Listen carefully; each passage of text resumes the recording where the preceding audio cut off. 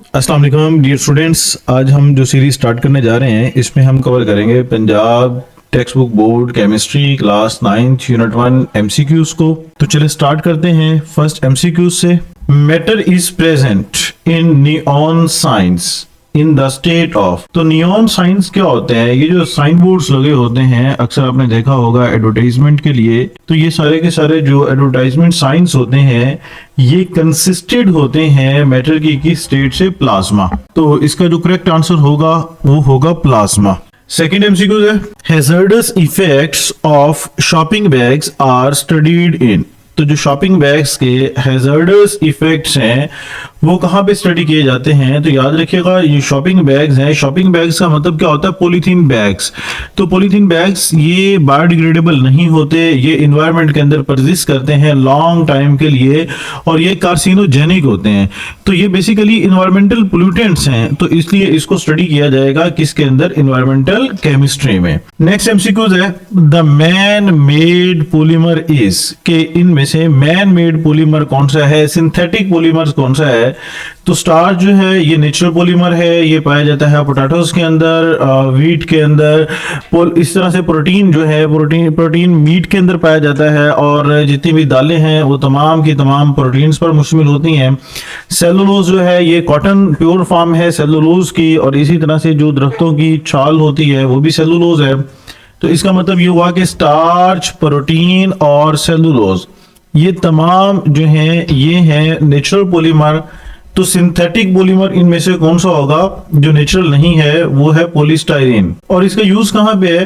ये आप देख रहे हैं जो बिरयानी के डिब्बे हैं, डिस्पोजेबल प्लेट्स हैं, डिस्पोजेबल ग्लास हैं, ये सारी की सारी कंसिस्टेड होती हैं पॉलीस्टाइरीन पे। एमसीक्यू नंबर 4 है the crystal of which substance has rhombic shape. किस क्रिस्टल की जो शेप है वो रोम्बिक है? तो हमने एलोट्रोपिक फॉर्म के अंदर पढ़ा हुआ है। सल्फर जो है, सल्फर की दो एलोट्रोपिक फॉर्म्स होती हैं, एक तो रोम्बिक है और दूसरा मोनोक्लिनिक। तो करेक्ट आंसर इसका जो होगा वो होगा सल्फर। नेक्स्ट एमसीक्यूज है विच liquid among the following is a colloidal solution. इनमें से कौन सा कोलाइडल सॉल्यूशन है?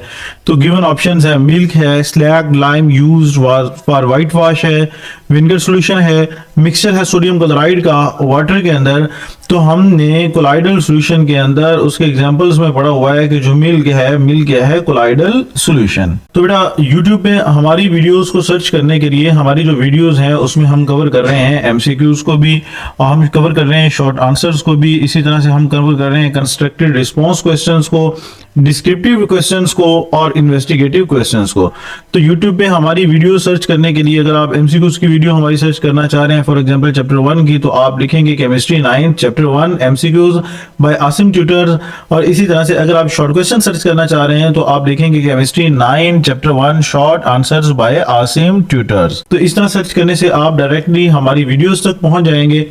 एमसीक्यूज नंबर 6 है which of the following is a heterogeneous mixture. कि इनमें से हेट्रोजेनस मिक्सचर क्या है?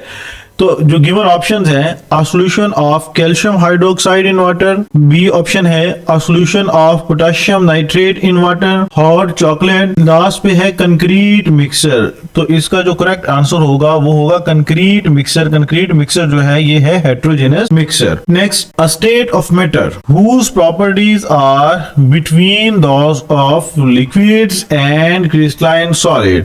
तो मैटर की कौन सी स्टेट है जिसकी प्रॉपर्टीज इन बिटवीन है लिक्विड्स और क्रिस्टलाइन सॉलिड्स के? तो नेम से ही रिप्रेजेंट है जो लिक्विड क्रिस्टल है, लिक्विड क्रिस्टल की जो प्रॉपर्टीज हैं वो इन बिटवीन होगी लिक्विड्स और सॉलिड्स के।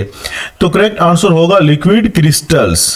नेक्स्ट एमसीक्यूज है when tiny visible particles of a substance are disperse through a medium. जो टाइनी विजिबल पार्टिकल्स हैं किसी भी सब्सटेंस के, जब वो डिस्पर्स होते हैं किसी मीडियम से, तो ये डेफिनेशन है किसकी? कोलाइड की। तो करेक्ट आंसर होगा कोलाइड्स। नेक्स्ट एमसीक्यूज है a solution of potassium chlorate. आपके पास पोटेशियम क्लोरेट का सॉल्यूशन है has a solubility of about 3.2 ग्राम पर 100 सेंटीमीटर क्यूब एट 40 डिग्री। यानी 40 डिग्री टेम्परेचर पर पोटेशियम क्लोरेट के 3.2 ग्राम जो है वो डिसॉल्व होते हैं 100 सेंटीमीटर क्यूब सॉल्वेंट में। How it's solubility will be affected if you decrease the temperature.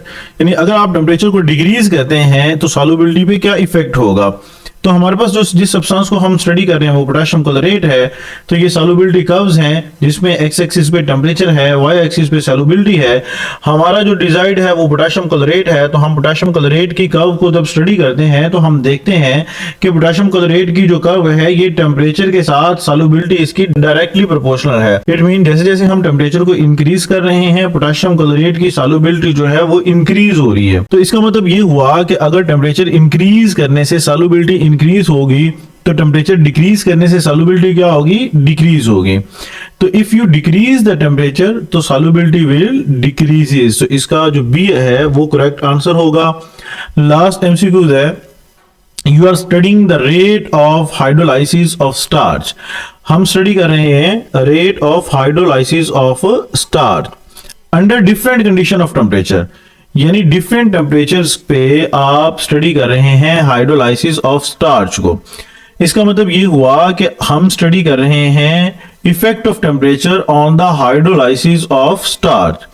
In which branch of chemistry the topic will fall. तो केमिस्ट्री की किस ब्रांच में ये टॉपिक फॉल करेगा। तो जब हम स्टडी कर रहे हैं effect of temperature on the hydrolysis, इसका मतलब ये हुआ कि हम स्टडी कर रहे हैं सॉल्यूशंस को, और जो सॉल्यूशंस की केमिस्ट्री है, सॉल्यूशंस फॉल करता है फिजिकल केमिस्ट्री में। ये थे फर्स्ट चैप्टर के एमसीक्यूज। तो मिलते हैं नेक्स्ट वीडियो में जो कि कंसिस्टेंट होगी फर्स्ट चैप्टर के शॉर्ट क्वेश्चंस पे। तब तक के लिए अल्लाह हाफिज।